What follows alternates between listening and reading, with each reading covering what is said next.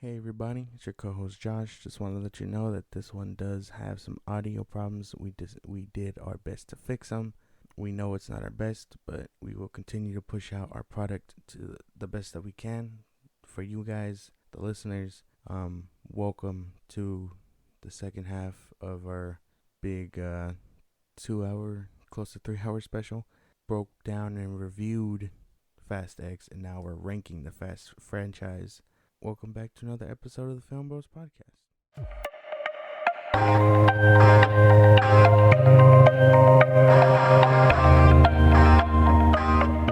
Making our way to the bigger section of this episode is where does Fast X fit with the rest, right? Now, we did talk about, Fast X was a step up from some movies, but in some cases it was a step down. So this is going to be the portion where we're going to rank where Fast X sits with the rest of the movies. We're going to be ranking all of them, all 10.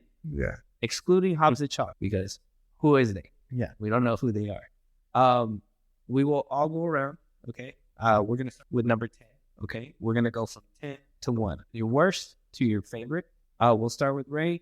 Not the whole list. We'll go 10, 10, 10, and then 9, 9, and, in between for if you have... We hit 5, that will be the little, intermission to be like, what the fuck, you put this one there? You know what I mean? You can speak in between if you want to, but, let's... We usually hold off to intermission. But if you feel very inclined. Yeah, I'm willing to argue these movies till my dying breath. So let's go ahead and jump right in.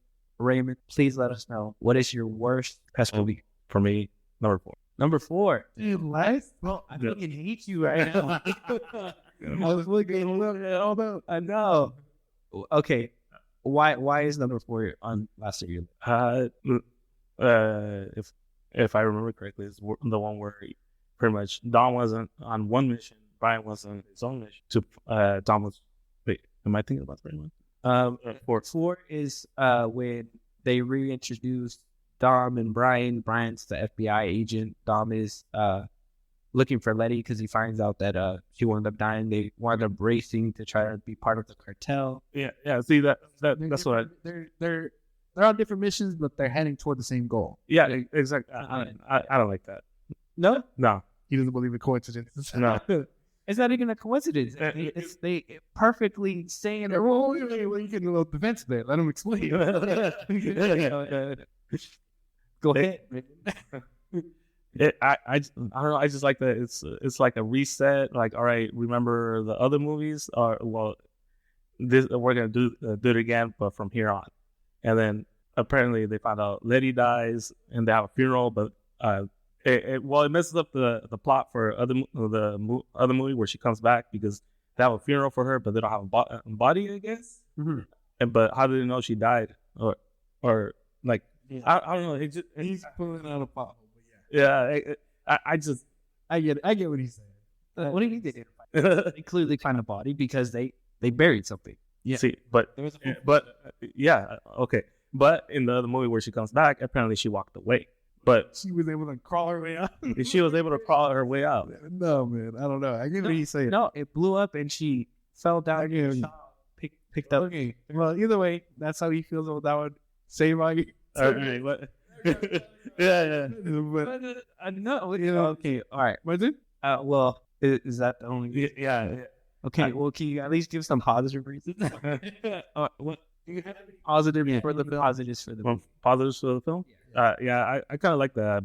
Brian went back to his that he was able to go back and being part of the CIA. He was still had that connection with Dom's family, but like I guess he was finding out himself, like I like being for the law, but like I low key also like being against it. Having illegal races, helping out this guy run away from the police. I did like that. Okay, that's I can give you that. Okay, Josh, what's your number 10? Go ahead. My number 10 is F9. Fair. This one just disconnected me from the whole thing. I've said my piece on this before in other episodes. Like, this one just feels the most disjointed for me. Like you said before, like they were just looking to up the ante, so they did that. And I didn't even enjoy it. I didn't enjoy it because Like I enjoyed 8 and 10, but this one I just had real trouble like grasping the entertainment part of it. You know what I mean? Like it was too unrealistic. You know what I mean? Yeah. And for a fast movie that's a bit harsh. You know, Yeah. it's all unrealistic. But no, this felt way unrealistic. Like at least I can wrap my head around some things, but this one just kind of blew it all out the water. I didn't really like John Cena as a villain. You know what I mean? Or the whole long lost brother plotline. To me, that was kind of like, well, where the fuck? That if he had a brother, they would have sprinkled him out through the movies. Yeah, and like I was saying, I feel like F9 kind of like creates a big plot hole for the first Fast. Yeah, exactly. So, and then I've said this also, but I hate how they got real meta with this one. I hated Roman Pierce in this one, and I'm supposed to hate him. He's the comedic relief. You know what I mean? Like him going, "Oh man, we can't die." Like this is. Like, I've been through a whole lot of shit, and then he gets a car trampled on him, and he gets to this big explosion, and you're like, he lived, and he came out unscathed, and, he's usually the one that's kind of always in danger, and, it's like, at that point, you ruin the stakes for me because there's nothing on the line. This is just a bad guy that's going to come join your family at the end of it. I don't really have any positives for this movie, I guess, other than some action sequences, but like, I couldn't even tell you because I literally blocked this movie out like half the fucking time. So this is the bastard child in the franchise. Like that's the best way to put it. Okay. Any positives? No. Anything that came out that was good for this? A few action sequences, like I saw the clip that you were talking about where he hits the car and he saves Lenny or whatever with it. Yeah. No, John Cena. Yeah, I saw that one. That one was kind of cool. Like that. Like, I remember that. But other than that, like, nah. That's about it. Just a few action pieces where I was like, that was fucking sick. But nah. Okay. Fair enough. So, my number 10, okay, is Fast and the Furious Tokyo Drift. What the fuck? What the fuck? That is dead last, okay? This movie, unoriginal, okay? Yeah, they added drifting. Fine. Okay. Honestly, I think besides maybe the first race and maybe the first race in the beginning with the white dude and the girl, whatever, I think that was the most entertaining part of the movie. And then you get the little scene where he doesn't know how to race, and that's pretty entertaining too. But then the rest of them, I mean, it's pretty generic. You know what's going to happen by the end of the movie. Him owing the Yakuza and stuff like that was kind of, it wasn't really. He wasn't even a part of that. That was Han's thing. He was just kind of floating throughout the movie while everything else was happening. He was just kind of along for the ride for everything, if that makes sense. And the acting was kind of abysmal in that movie. That shit was kind of bad. I really like. I think that this one's the weakest one, and I think this is the one where like not even entertainment saved it, because I literally can just look at my phone the whole time and know exactly what's happening. It just doesn't really fit. Bow Wow does his best. I can give him that. Luke is black too. He does do his best as well. But they should have gotten a little bit more seasoned actors for that one, I think. I guess I'm going to compose myself and wait. But I get what you're saying. Yeah. You agree? Disagree? What do you think, Ray? Yeah, it's definitely not my top ones. Yeah. I something good that did come out of it though was, I think Justin Lin really came with his like own with this one, where like he figured out the certain camera angles and how to like up the ante when it comes to cars is what they can do, at least realistically wise, and it really shows in later movies 4, 5, 6, 7, where where the birthplace where he got all that idea from, and that's literally Tokyo Drift. So I can't say that's a positive for the movie, and it really turned out for the best for the rest of the movies, regardless of what the Rotten Tomatoes score say or whatever people say. But I think that movie really showed what the franchise could be, and they upped that. Okay. So That's fair. Yeah.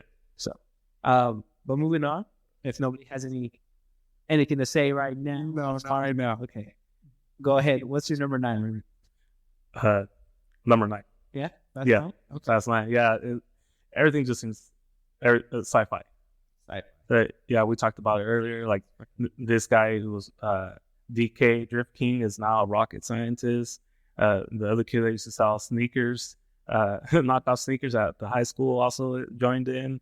I don't know, them getting just a regular car and shooting up into outer space, and they're perfectly fine with homemade suits.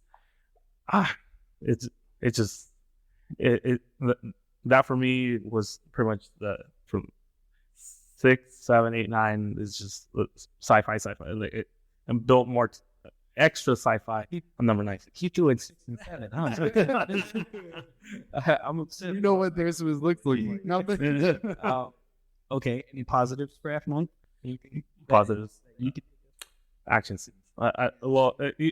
Even though Dom did turn into like a ninja in one part where he's chasing Cena, just running around along rooftops, and then just randomly tackles him there. Yeah, he was on the ground driving his car 1 second, and then the next second he's on the roof already. Yeah, he's a ninja. I'm telling you, he has superpowers. he teleported. Hey, Josh, anything to say about that? No, because we're kind of in the same boat. Yeah. The only difference is placement. Okay.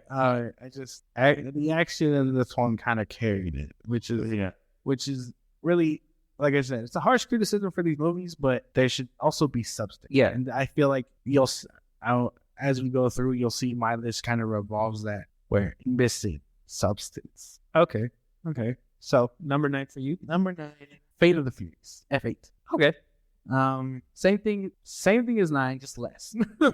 I enjoyed this one obviously a little better than 9, but it was also very outlandish, like, and not in a good way. Like seeing The Rock grip a missile and launching like that was. I'm just like, dog. This is like too much going on. I enjoyed the plot. This one a little bit better. I like the idea of Dom going up against his family, which is really nice. Really gave some really nice moments, but also again lacked that substance and heart that I'm kind of looking for in these movies, which is a harsh thing to want, but I need that, and I think the other ones have them. Positives, like I think I already mentioned it, like the plot was kind of interesting to me, like very, very cool stuff from that aspect. And then, a lot of the action scenes in this one, if I can say. Yeah, I would say F8 was actually really well done with action scenes. I think, like I said, maybe besides the whole beginning, the race in the beginning, I would say I really enjoy that, but I think the rest of the movie is pretty. So, it's fucking car cut off. Yeah, it's the kid and all that stuff. Yeah, but other than that, I really don't have any point of contention. What about you? F8, you think he placed it right, number 9? Yeah. No back talk to nobody. No. As long as we can agree. My number 9, I'm on the same boat with you. It is Fast 9. This is the one where, like I said, it feels really disconnected, and they really forced this movie to have a reason to be alive.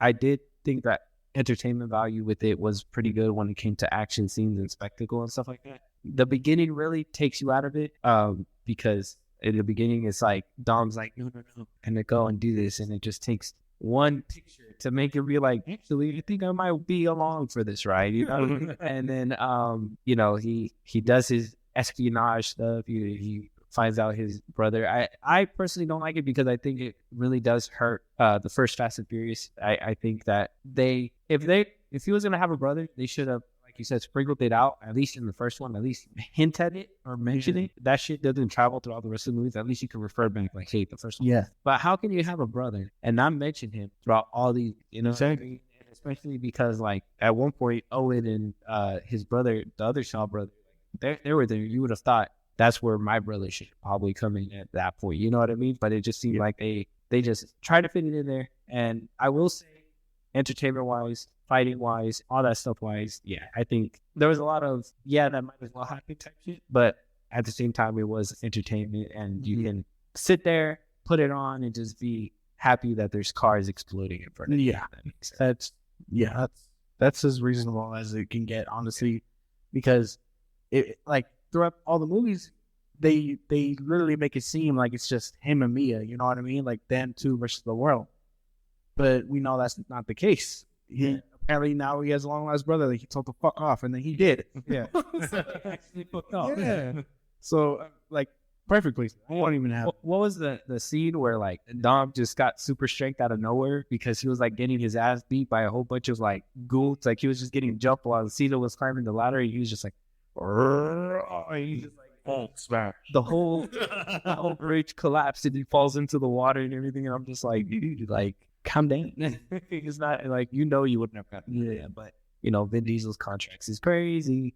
But yeah, nobody has any arguments against that one, right? Okay, perfect. I'm so mad at that. So, I'm still mad at that.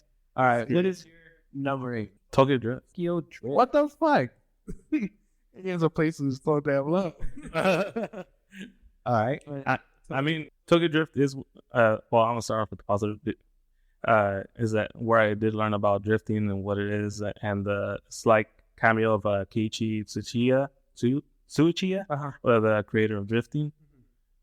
He is actually the real life drift king. But the beginning was good, and then after he started, they try to make like a love connection between The girl with the strong chin. yeah, her and the guy with the five head. Yeah. I got lost right there. I didn't like it after that. Everything was cheesy. When they went along together on the drive, like, oh, I love going for a drive because it's just you in the car and like, Yeah. I could see that. yeah, I can see that. And after that, like you said, everything was predictable. You know what's gonna happen. Yeah, I think I told Josh the other day too. I was like, this is basically the first Fast and Furious movie, but just in Tokyo. They did a couple of tweaks here and there, but they just basically did the same thing. Yeah, I mean, it is what it is. But you have anything to rebuttal with this one? I'm saving it. You say it? All right. I just let it stir.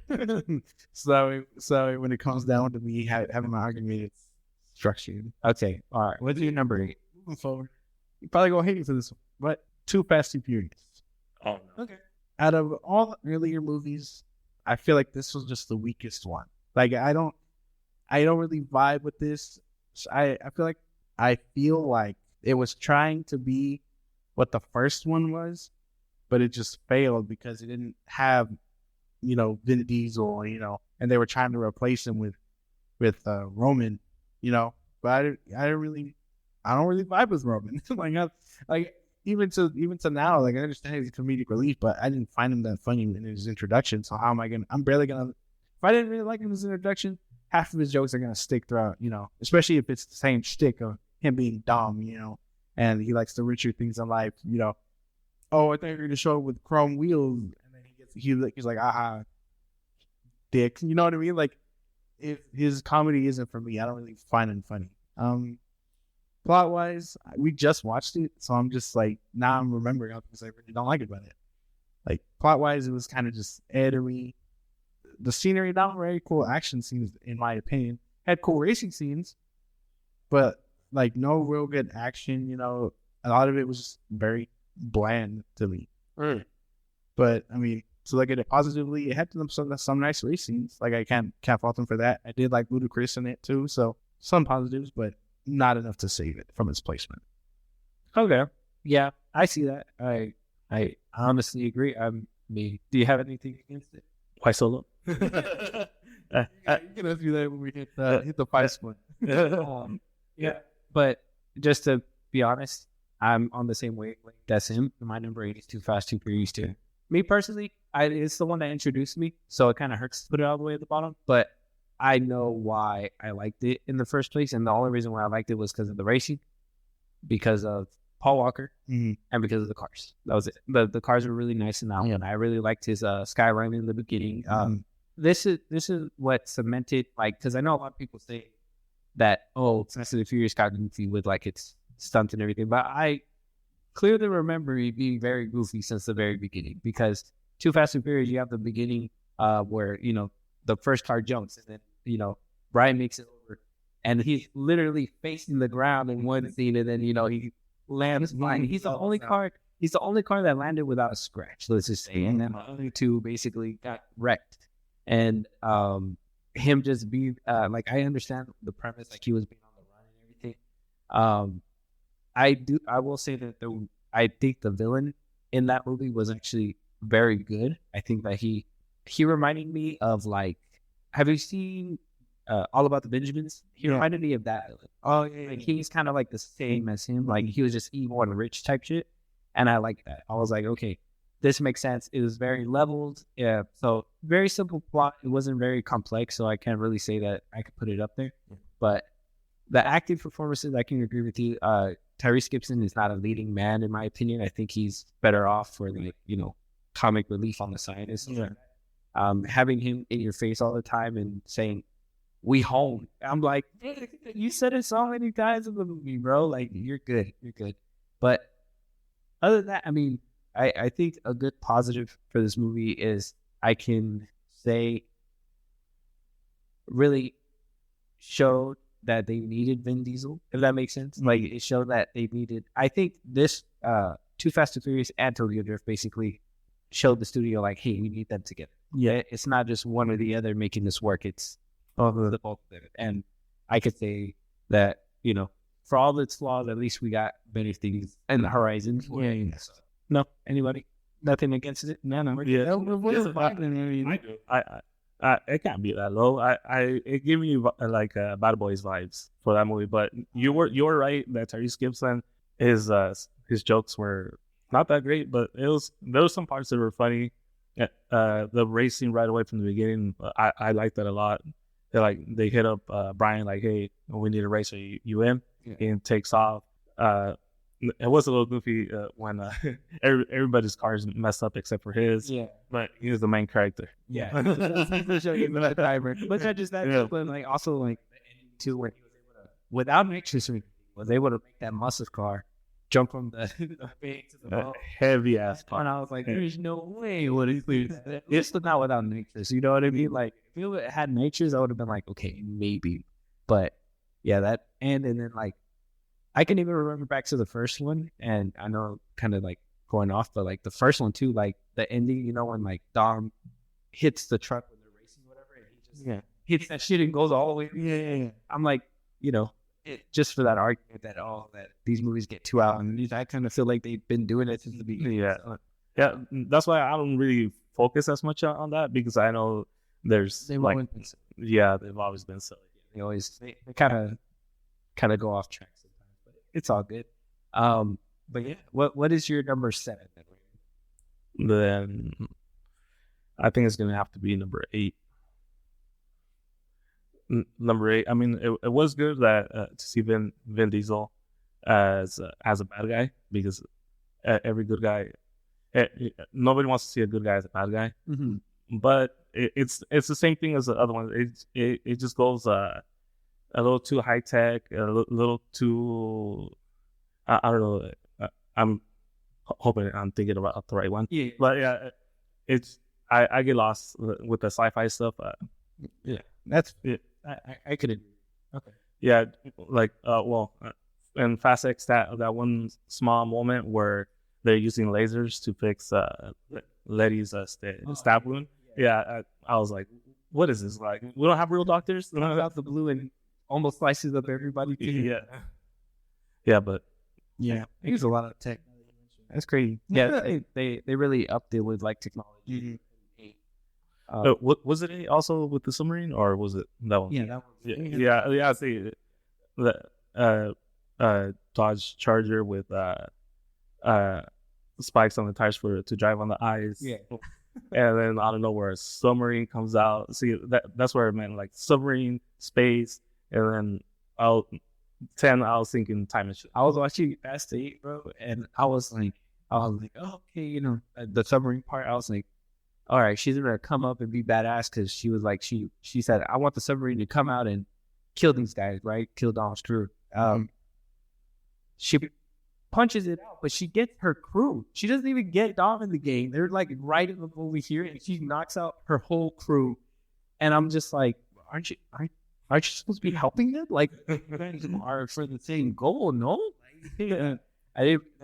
I was just thinking, this in 8 when is it 8 where something explodes but all the cars protect Dom? Oh yeah, that's the very end. Ridiculous shit, dude. That's when I guess a heat seeker was coming up and it hit the ground, the ice or whatever, and then Dom was just right there in the ice. He was like, oh no, like he was just going. Everybody came up with their cars. Mm-hmm. That's another one of his super abilities. His bombs don't hurt him, and fire. I thought Who's like fire? telepathy to call his family. I thought it was just like No, mind control. Assemble. all right. So nobody has any arguments with that. No. At that point, all right, we're good. Josh, what is your number 7? It's Fast X. I liked it that much. I honestly just prefer it over these ones. Like with 2, 8, and 9, they're not as enjoyable as this one. Honestly, like I feel like when I decide to go back and rewatch it when we get X on DVD and stuff, it's going to be a struggle to get through those ones to get to that one because I really just want to see that one again, you know. But you can't do that when I watch the previous ones. And then, like I said it before, Jason Momoa like carries this one for me. Alan Rickman carries it for me. Like as much as everything is outlandish and stuff, I still had a good time than I did with the last in my list. You know what I mean? Okay. That's why it's like kind of higher than the rest. I understand it's also at number 7 because it does suffer faults. I'm not saying it's perfect, but perfect placement for me, I think. Okay. Well, I can't argue with you. Can you? No. Good. I can't argue with you because my number 7 is Fast X as well. Oh, there you go. Yeah. See, I were leaving. Fast X for me, I put it at 7 because it's not the worst, but it's not the best for me either. It did have that entertainment value. That's why I put it above Too Fast and Furious. And, well, to be honest, 9 and this one kind of went hand in hand. But like I said, they doubled down on some things like the meta stuff and being self-aware, but they did kind of scale back on spectacle, in my opinion, and kind of hit us with that F8 range where it's outlandish, but not super outlandish. Yeah. You know what I mean? I know Fury 7 kind of added to that, but I feel like F8 was that perfect balance. Okay. I know it's everybody's opinion different, but I think it's a perfect balance because, you know, technology is a big thing and it's prominent nowadays. So if they're going to have CIA people who can track your every move with, you know, with cameras, I'm assuming you can, you know, use chips and stuff to maneuver things, whatever. So Yeah. It kind of helped out with the way I was making these movies. So I guess the best way to compare it is the doubling down kind of hurt it, but at the same time, keeping it a little bit more to where it was with F8 kind of left it where it was. Yeah. So I can't. That's fair. It's not the best movie. It's not the worst movie. I don't know. And I'm sure you don't have anything for that. Agree, disagree? I don't know. I really like this one. Yeah. Yeah, I really like. Well, it's also not my top ones, but where you put it now. Yeah, you prefer it a little bit more. Yeah. I can see that. I can see that. All right. So we knocked down the first, what is it? 1, 2, 3, 4. The first 4. Raymond, what's your number 6? It's going to have to be the 6th movie. The Furious 6. Yeah. Man. Yeah. Okay. Wow. Why? Not even top 5? What the fuck? I mean, it is good. Okay. It is good. I mean, Which is I thought it was a little suspicious how Hobbs just finds him real quick, and even though he was supposed to look after him, look for Dom, and Fast 5, he's supposed to give him an hour head start, but in this one, in 6, he finds him right away. Well, Furious 6 is supposed to be, that one's the one where it's the team, the team in London. You see in the beginning that, what's the name? The Rock shows up in London. They wind up having this big skirmish. They move along. It turns out to be Owen Shaw and the boys, so he has to recruit Dom and the family to go ahead and fight these people who are basically their equals. That's when they start their lives as secret agents. Yeah. Yeah. That's when that's not nobody, huh? That's just Hobbs is just like, hey, I need you for something. Yeah. Yeah. If you help us, we give you freedom, and then plus you get Letty back. Yeah. Yeah. That's the whole point of 6 is just them trying to save Letty. And well, for me, I really like racing scenes, and there wasn't that much. There was a racing scene where he does get to race Letty. Oh yeah. Yeah. And I was like the only one, right? Yeah. Oh, yeah, Well, unless you count the runway part, Oh. but the infamous runway that The longest runaway here is that was a plane versus cars. yes, supposedly it took a turn. I don't remember it turning. Do you? It just does a fat U-turn. I Yeah, don't remember. a It giant. was a straight shot. I know. Yeah, And, yeah, I gotta call bullshit on that shit. What the fuck? Furious 6 at 6 spot? No, there's no way. Yeah. That one's, in my opinion, is one of the better movies from the Fast franchise. But I mean, I kind of see where he's coming from. I wouldn't have. Mine is not placed that low, but I see what he's saying. yeah. Well, for me, it's because I enjoy more of the cars, and they do have that moment where they get together as a group and like, all right, the cars they're driving has to be turbo diesel, yeah, but it has a sequential transmission. Well, if I don't know if you noticed, in most of the movies they have like that group huddle and then try to figure out the car. Oh yeah. Yeah. I mean that is pretty cool and There stuff. were some highlights in this. Yeah. I like the scene in that one where, I like the scene in that one where it's The Rock and Ludacris, and the dude's like, I don't even think you guys can afford these cars. And then they get him, he's like, Yeah. your suit. And he gets him the strip and everything. I like Gotta that be scene. less functional, he says. Yeah. Yeah. I like that scene. I like the little nod in Furious 6 where it's like, because in Too Fast, Too Furious, they had the big old guns to stop the cars. And then in Furious 6, they got resorted to little discs where they just pop onto the cars and completely, and doesn't turn them off, just gets them stuck in a certain direction. Ludacris said Tyrese should have died in those scenes, but hey, that's just me. They survived it. But Ludacris took a tumble, I'd say. But yeah, I have to say you put that way too low, and we'll discuss that. I mean, I have other ones that you put low that I prefer. yeah, so we'll get there. We'll get there. Yeah. We'll get there. Yeah. So number 6, Josh, what is it? My number 6 is actually the fourth one. Same reasons as his for being this low, but still kind of more enjoyable than the other ones. Like, I like that serious tone. I like that this one is a product of its era, if that makes any sense. Because around this time, there was a bunch of cop movies and, like, not just cop movies, but, like things that involve like drug running, you know what I mean? Like, this is the product of its era, you know what I mean? While I don't enjoy that it is kind of a retelling, of these same characters, like Brian is basically where he was in the first one, except he's more successful because he's FBI. And then, Dom had his family. He was doing good in the Dominican Republic till he wasn't, and then Letty dying and stuff. So it was just another introduction in my eyes to these characters that, I mean, I already know because I've seen them before. You know what I mean? I'm sure when it came out, people needed that retelling, but I don't, since I kind of see them consecutively. You know what I mean? And then that's about it. I do enjoy that you get to see them again after basically having 2 movies where they aren't together. But I mean, it kind of suffers from that because I'm like, I don't really need this retelling, For me, it felt kind of iffy. Saying that word. Because it's true. Like, I didn't need them to retell me where they were, who they are. That's what I'm trying to get across. Okay. But one of my things is, I did like them coming back. I enjoy the Letty dying plot point, even though that's kind of this is the first death, I think, where they're kind of like, she didn't really die. But yeah, that's my number 6. I got a lot of disagreements for you both, but that's fine. I will wait until the middle section. Number 6 for me has to be Fast 8.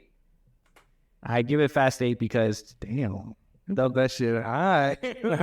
Well, like I said, I really like the director who directed it, Gary Gray. I think he did a wonderful job showcasing the cars, showcasing the scenery around, really making the world pop, in my opinion, in a way that I think Justin Lin couldn't do cinematography-wise, I guess, while adding that flair of, like, cars, stunts, all that extra stuff. I do think that it did get a little sci-fi, like how he was saying, but at the same time, if I would have to pick which one is the most grounded, I would have to say F8's a little bit more grounded than the rest of those movies. And I will say that Jason Statham coming back and, you know, helping out, and Owen Shaw helping out as well, really watered down a lot of the moments that I liked in previous films. Yeah. And I think that's why I didn't really enjoy this one, but at the same time, spectacle-wise and acting-wise too, Vin Diesel gives a performance in this movie. When he's face-to-face with Cypher, and, you know, obviously, you know that the baby mama gets a bullet to the brain, he gave a performance. I don't care what anybody says. That is his best performance out of the whole franchise, and he gave it for his son, I guess you can say, in the movie. And like everything, like, it looked like he wanted to kill this girl but held back, and it amped up in Fast X when when she showed up at the door and everything like that. Like that, I like that they kept that tension from that movie into this one, because he was like a couple feet away from her, and he could have had her, but the restraint, I don't know. I really felt like he gave a good performance in this movie. I think that's what really picked it up for me after rewatching it, because I was like, it's kind of whack, but then, you know, you see the emotion that he actually put into that role, and I got to give it points for that. Yeah, That's fine. I think for that, I think I might bump it up a notch. Just switch slightly. Yeah, because I mean, he doesn't really face. Well, he faces death, but I mean, the only other person that's really died is Letty. Yeah, and then he gets to see this character die right in front of him. Yeah. And I think that was baby mama. I think that showed balls, and I think that really set up Vin in a way to kind of show that, you know, Paul Walker's not here, but hey, I can still carry this franchise with my acting. You know what I mean? And I think he did a good job, though we don't see that later on as much, and it's fine. But I think he did really good in that one. Yeah, I guess that's fair. Yeah. All right. Cool. Thank you. All right. Let's go ahead, and because the rest is 5 and down, right? Let's go ahead and break down what we didn't like from each other's list from here on, and then we'll go ahead and break down 5 and below. Now, I know a lot of people had a lot of contingency. Okay, both of you guys said something when I put Tokyo Drift as the last one. Okay, I will give it the props. I should have said this before. I will give it the props that this movie is the only movie in the franchise that is completely just about racing, and I will give that movie that this movie is just completely about racing. Basically, like, he just wants to become a good racer in this domain or whatever, and get respect or whatever. But every single thing that happened had to do with, you know, racing, and an extension of that. They try to throw in a little bit of the Yakuza stuff, which is fine, but I guess you can say this one's mostly, I would say, revolves around racing. So nobody comes at my neck for that one. No, because that's the reason why I like it. Because it's mostly just racing. Yeah. And when it comes to the more emotional stuff, like when he starts falling in love with that girl and eventually gets him in trouble, that part, You could care less? yeah, I could care less. Oh, okay. I saw problem that you put it that low. You'll find out where I put it in mine, but what's your problem? it deserves more love than that. You know what I mean? I think. Why do you feel like it deserves more love? Because I understand acting is a pivotal thing, but there is In a movie where acting is your there's a bunch of these dudes that don't act in these movies, so I don't see how that's really a problem for you, if that makes any sense. in this one? Well, because the lead man isn't an actor. Like, he doesn't give a performance. Like, if he gave a performance and the rest of the crew kind of fell short, I could probably give it points, but it just seemed like they were all just like, your cast. Here's the lines. Start rolling. You know what I mean? Like, it just seemed like they were more worried about just getting young people than worried about, hey, are they going to actually be good in this movie? You know what I mean? I don't know. I feel like this one deserves more. Not just because it is one of the ones that involves more racing, but it was trying to do something fresh. It kind of, now that I talk about it like out loud, it gave the Karate Kid treatment, but with Fast and Furious. Yeah. And I enjoy that a lot. Like, I feel like if Vin Diesel is right and he decides to put out spinoffs and stuff, I want to see more of like what street racing is like in other places, like Tokyo again, because I just really like the environment. Something about it being very bright. You know what I mean? I love the scenery. But then they choose the darkest fucking mountain at the end of the movie to race on. Oh yeah. I know a little more background on that. Is because they look for the most of the mountains are lonely at night, which is people do drift on mountains at night because there's less people on there, No. and so there's also less police force. Police do see it, but they really ignore it because they know they're being safe. Oh, so There's nothing Yeah. safe about this. but Exactly, nothing safe about that, but it does happen. It does happen in real life where they drift around mountains like that. They get practice like that. But yeah, it is very illegal. There's clubs and everything in Tokyo. That's why I also like the movie, because it gave you a perspective of the racing life in another country. yeah. It just kind of sucks that they just like that's it, that one movie. But also, More. yeah, I made me want to see more. But at the same time, I don't know if they could have made another movie with the same. Oh yeah. Not with the same. We literally see races in different countries all the time. But not They raced in London. not in depth like it was with Tokyo Drift. You know what I mean? Yeah. They had a whole different culture where people were just like, "What the fuck is drifting?" I know our main characters never seen that before because all people know how to do with American Muscle is just go, 20 seconds down the line. Like I'm sure when this movie came out, people were like, "What the fuck is drifting?" You know what I mean? And then that's how it all inspired. But like I would want more of that from these movies. If he decides to go on with this whole spin-off thing that he was saying, like I'd want to see more of that. Like how different places in depth race and stuff. Well, how many different ways of racing is there? There's drift, there's drag, there's rally.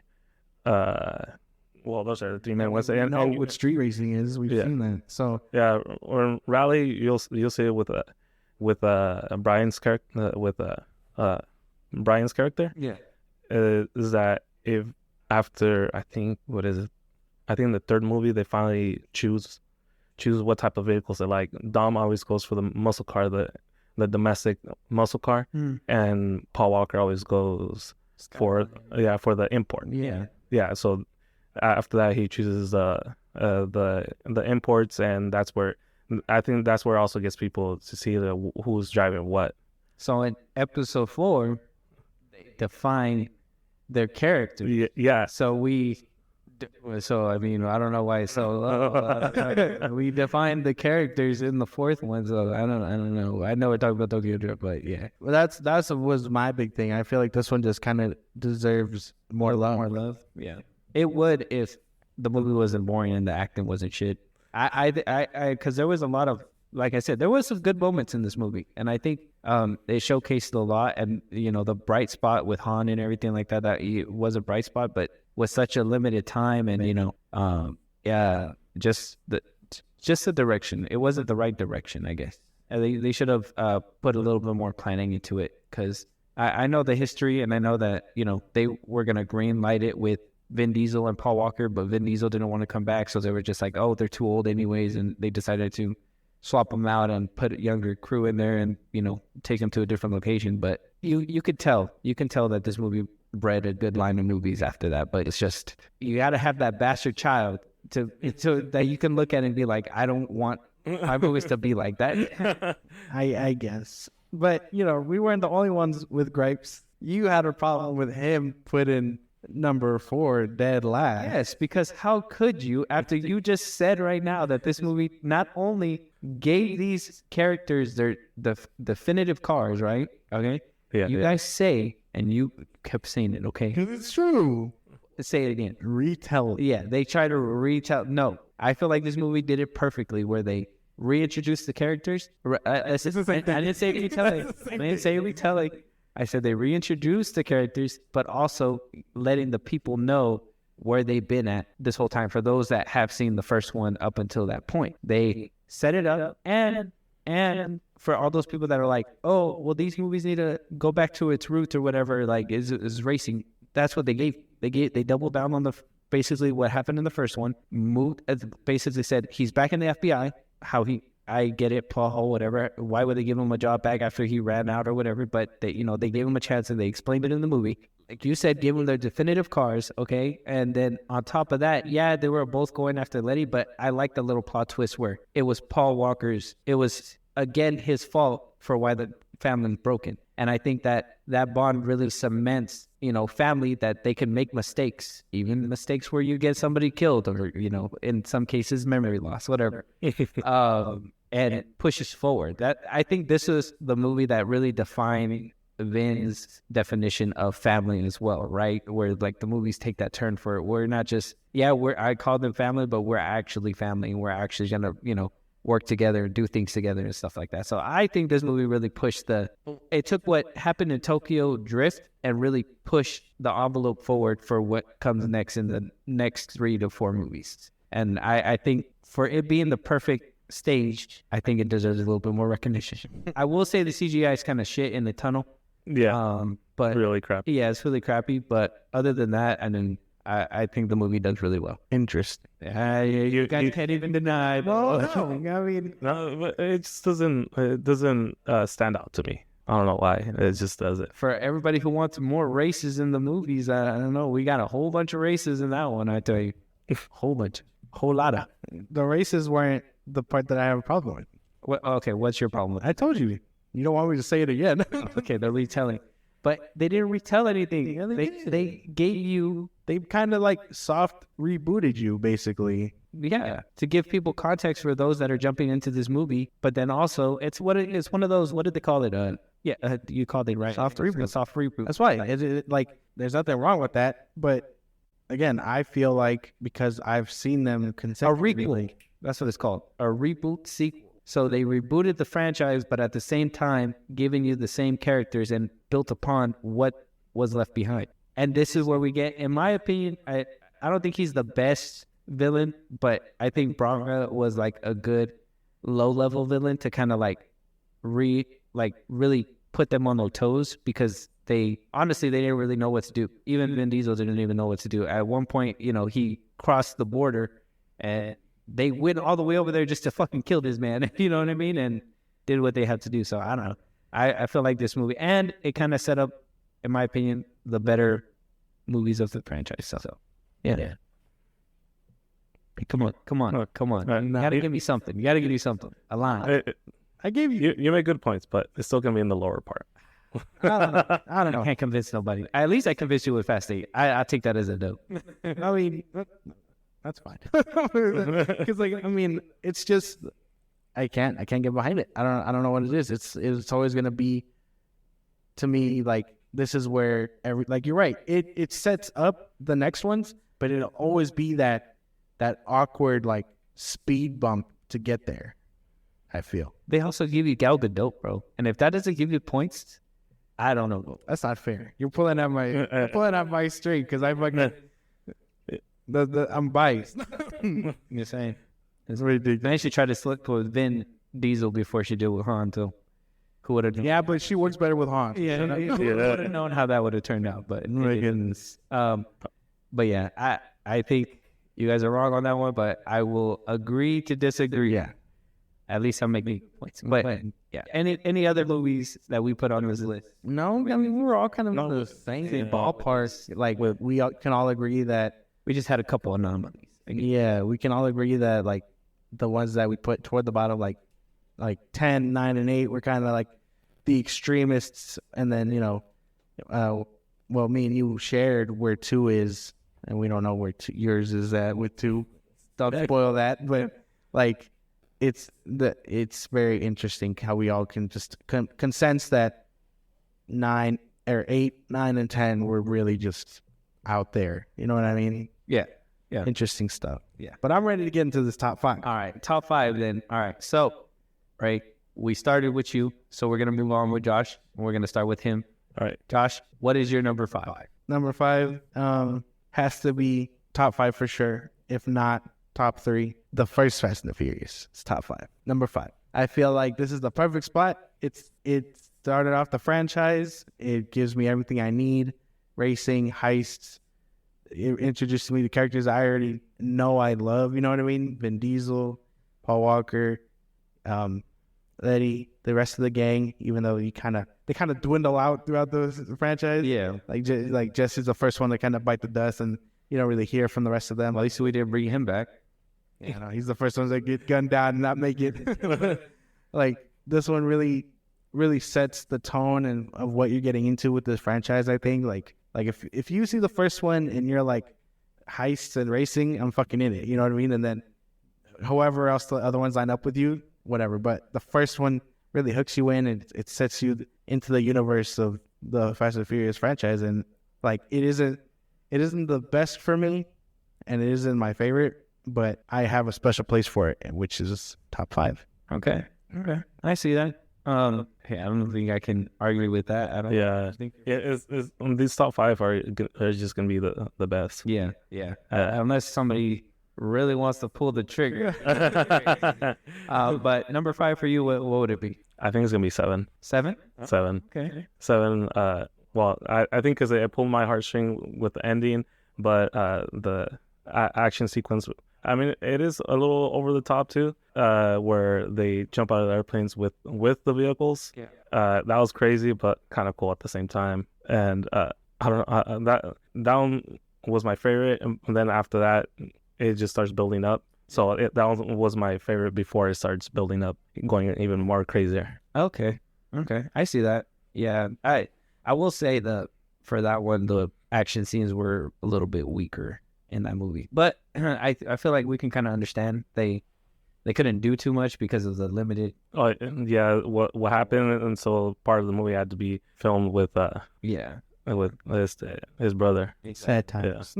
Yeah, R.I.P. Because a lot of the scenes, they didn't really want him making a lot of facial expressions to save money and to keep him in there. Honestly, I rewatched it and I could tell a lot more like where he was CGI'd and stuff like that. So it was funky. Yeah, it was funky looking. Yeah. At first on the big screen, to be honest, I didn't notice it, but now watching on the movie a few years later, you can kind of tell. Yeah, it's the high def. High def then is not the same high def now. So you'll look at let's just say Shrek, the first one. If you watch it now in high def, you'll see like, oh wow, this is made on a Windows Vista. Less than 1080p. I don't want it. Yeah, exactly. Yeah, can't argue with you there. I mean, if that's where you want to place it, I think it's kind of low. Yeah, hey, I think that one's kind of but we'll talk about that a little bit later. Yeah. My number 5 has to be same as you, The Fast and the Furious, the very first one, 2001. I think it was great. It just had a lot of cheesy moments that at the time, it's a product of its time. Like how you said with Fast and Furious. It was very, a lot of cliches with, teenage race car drivers and stuff like that, being rebellious. Now, pulling a shotty out and wanting to go take some justice out on somebody, that's where it kind of goes a little crazy. But, it wouldn't be a fast movie. And I think you're right. I think the tone and everything kind of set this one. I know a lot of people are like, well, since when does Dom start shooting and stuff like that? Well, the very first one, he pulled out a shotty and was like, I'm ready to go.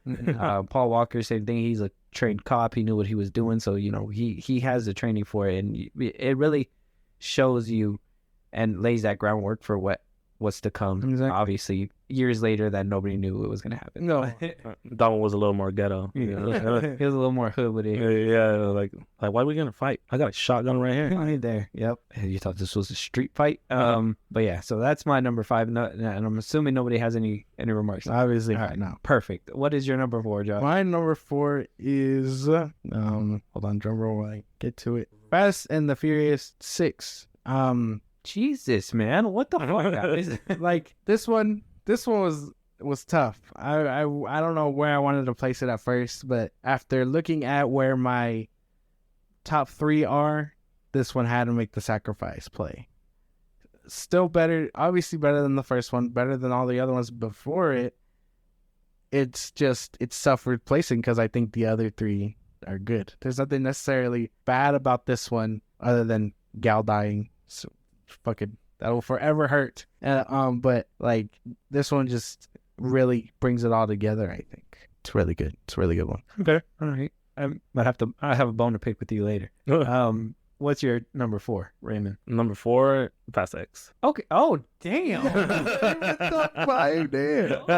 Damn. Well, at least it's not top 3, I guess. But okay. It just has to be the sequence of events. Having a villain that's OP, like it just has and with the cliffhanger at the end, it just has me wondering what's gonna happen. Okay. And with the possibilities of in part 2, like what else? Like who else is that died is gonna come back? Oh, the cliffhanger It's got him. it's like a silly way of looking at it, but I'm like excited to see what. Yeah, the goofiness. Yeah, the good. What's to come. Yeah. I see that. I can see that. I still think it's kind of high, but I mean, so am I. But moving on. My number 4, I have to give it to, and I know everybody's gonna come at me. That's fine. I don't give a fuck. Fast 5. Number 4 is Fast 5, and I'm gonna tell you why. Too fucking low. It was good. It was a good movie. I'm not saying it's a bad movie. It suffers because of how you said placement, but I think with this one, it was more, they saved all the spectacle for the very end of the movie. And it was just that one big safe scene where, you know, I know we had the train in the beginning, but like everything else in the middle was kind of meh. You know, it was mostly setup, I guess you could say. It was mostly set up for what was going to happen at the end of the movie. And I do love the relationships. The acting was great. Showing Gal and Han, you know, building that relationship up.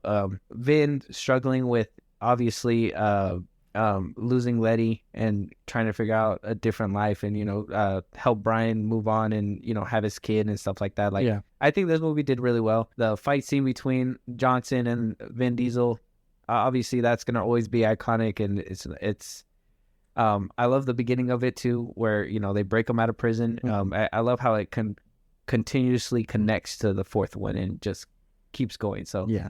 Fast 5 by any means is not a bad movie. It's just I had to put it where it needed to be placed. Yeah. Yeah. I guess that's fair. Yeah. I know you probably think it's kind of low. Yeah. I think that. You think it's low?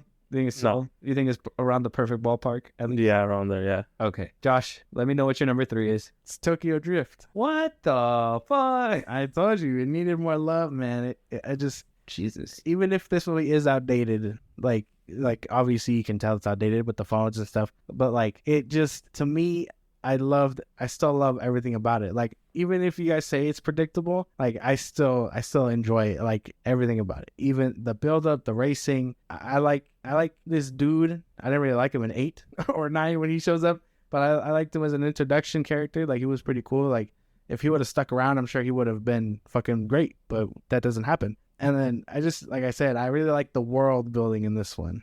Like, I like seeing the Yakuza, you know what I mean? Like in America, like you said, you like Braga. This is like their Braga, you know what I mean? I like the mafia aspect of it all. Yeah.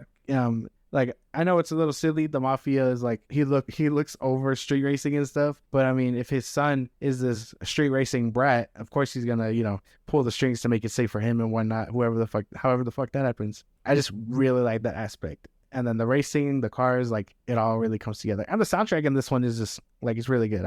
Top 3. It's a classic. I ain't gonna lie. It's one of the better soundtracks of the franchise. Yeah. But you're overlooking way too much over nostalgia, I think. I think you love this one because it's nostalgia factor, and I think you're overlooking a lot of flaws in this movie. There is a lot of flaws within this movie. 100%. No. I think I could have used better actors. 100%. Well, yeah, I'm not saying that. That's the only thing that turned me down on it is that probably could have used better actors for it. I see that. Yeah. The only person that I'd say too, you know what? Because thinking about it now, Lucas Black, seeing him come out in 9, and for that little scene, I believe in 7, right when Han dies and he goes to visit him, I might blame the writers. I might not even blame the acting. I might blame the writers of Tokyo Drift, because he does speak and act decent in those little scenes. I don't know if it's because it's a little scene, it's not really like a big pocket. Obviously it's not a big movie, but he doesn't do too bad in these ones. Whereas in Tokyo Drift, like, a lot of the dialogue was very not that great, in my opinion. If anything, it could be that, you know what I mean? Because, you know, it is one of those things where it's an American's POV of a place that you could bring people in for, but unless you really experience it yourself, you're only going to get their interpretation of it. You know what I mean? So while we know Tokyo is this brightly colored place, and, you know, the Yakuza exists and whatnot, we're not really getting that. We're getting someone's interpretation of it, you know? Like, how is an American gonna react to all this stuff, you know? So that could be it, you know? Or it is what it is. I can't really back it up, but that's just my third placement. I really enjoy that movie.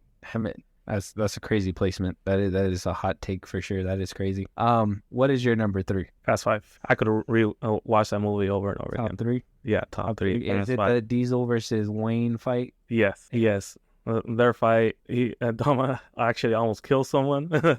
I guess that fight got good, and then it went over the top when he brought out the weapon and trying to smack him in the face with a pipe wrench. Yeah. But yeah, I love the fact that they were being pursued by Hobbs, and then that they still had to pull this heist. Yeah. Yeah, Josh firmly believes that that Vin Diesel won that fight. Yeah. Yeah, More when I get to that movie, but for sure. yeah, Like you'll hear my reasoning and everything. There's just no fucking way. yeah. Everybody's just watching them fight. Top 3, I'll see it. No argument there. Yeah, I can't even argue with that. I like I said, I just think my placement for that movie kind of suffers because there's more, Yeah. in my opinion. But my number 3, I got to give it a Furious 7. Okay, in my opinion, has one of the better soundtracks out there. Okay, yeah, the action's kind of weak for me and stuff like that, but I think seeing Paul Walker adjust to normal life and basically picking up where Vin Diesel and Letty left off and not completely ignoring what happened in number 6 and continuing and saying like, I need to help you find your memories. You know what I mean? I did think that it was kind of over the top that they had gotten married and she forgot or whatever, but at the same time, it was a good motivation to kind of, glimpse at it, I guess. Cameos kind of sucked in this one. I know Iggy Azalea, and I really had a problem with her. I thought that was stupid. And Ronda Rousey, she was just a terrible actress in that movie too. Her lines were not delivered well. Oh, you did it again. Fucking ridiculous. No. Other than that, I think the rest of the movie does solid. I think the little tribute at the end of the movie, though it is watered down by later ones, I think does well. And like I said, we got earthbending in the Fast universe, so it's very good. Even though it is kind of outlandish, I think this is one of the ones where I can never tell whether this one was intentional or was just an add-on. Because we know that Paul Walker wanted to go up to 10 movies. That's what Vin Diesel said that they would talk about. It does connect very well with 6, the way they set it up, but with it kind of gets lost in translation with number 8, if that makes sense. So I don't know if this one was that in between where he actually wanted to give some kind of closure to some of these characters, but because of Paul Walker passing away, it had to be whatever it needed to be, kind of thing. But yeah, I think this one does really well. I guess with the send off of Paul Walker for sure, and I think that's why I got to put it at 3. It never fails to pull on my heartstrings. Yeah. I don't know. Am I wrong for this one? Too high? No. Too low? Too low.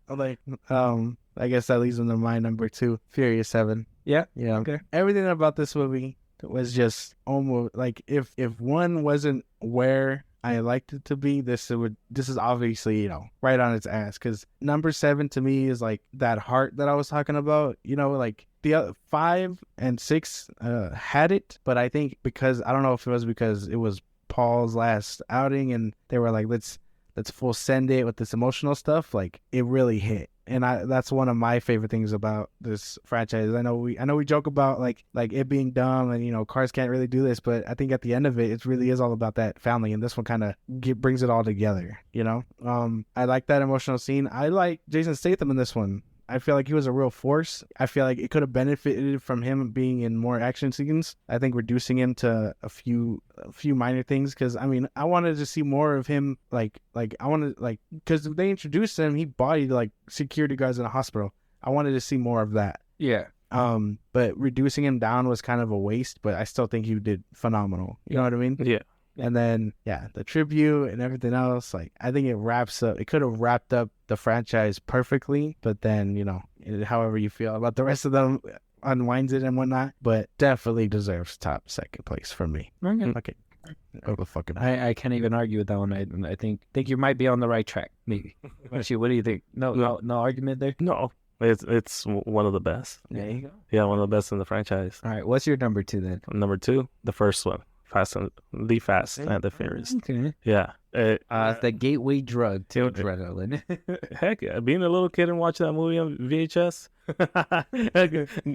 going and renting that movie on a Friday night, getting some popcorn, Hitting the Blockbuster. Yeah. You know, every one of my friends found out about racing. Racing's good. I mean, it's a beginning. It's a beginning. So I loved most of it, of course.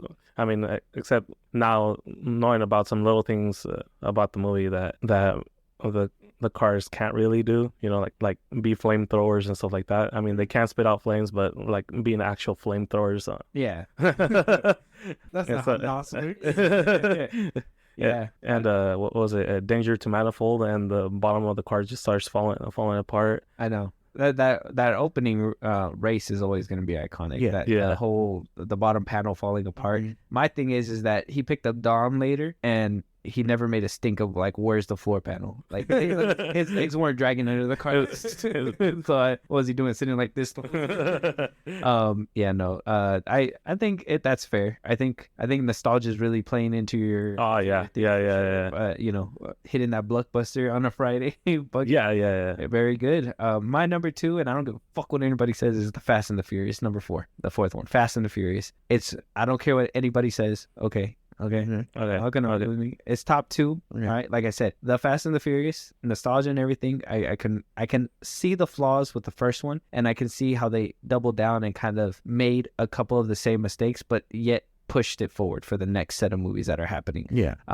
The introduction of Gal Gadot in this one was great. I think the race scenes were actually amazing. This one was honestly, this was the kind of racing that I wanted to see in the first one. I know in the first one they made it a thing to like close off roads and stuff like that, and in this one when they were just like, nah, go out there and just fucking drive. Mm-hmm. I thought that was pretty crazy, seeing the cars actually like collide. I think this is the first time where like you can see that. No, I think they did it in Too Fast, Too Furious. Never mind. But I think with the rest of the movie, like the danger was there in this one, right? Like you felt like anything could happen. The actual realism with the shooting of the guns and the way that they, you know, actually did the movie. Mm-hmm. I loved how it was raced and grounded. You know what I mean? It was racers grounding the characters, making sure that this is a real world that you can live in. Wasn't too over the top, wasn't, you know, too lazy ridden. I think this was a perfect balance, and it deserves top 2, top 3. Interesting. I think you guys disrespected it and spit in its face for no reason. Well, I don't know, man. You've heard our 2 cents, so I mean, I guess if that's where you want to put it. No. Above 5, man. Above 5, no, but all right. Any bad stuff? No, we said all of that stuff again. All right. Already, man. Perfect. So what's this is gonna be it, your top 1? It's Fast 5.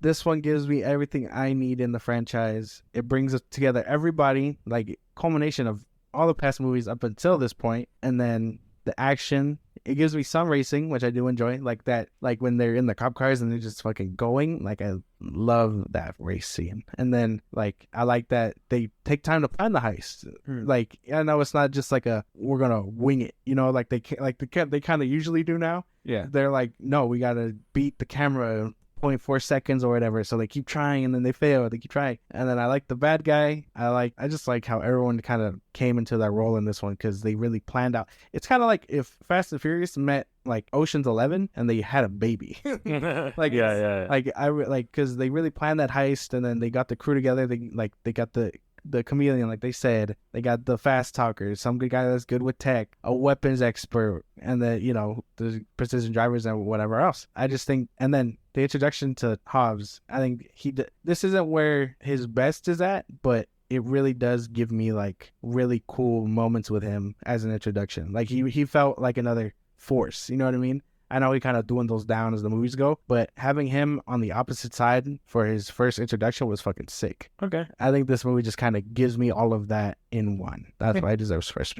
You put it that way, I can't even argue. Yeah. You know, when you put it like that, it just sounds like you're super passionate about this movie. It's good though. Yeah, it's a really good movie. Yeah, that one's a good one. 100%. What is your number 1, Ray? Too Fast, Too Furious. Okay.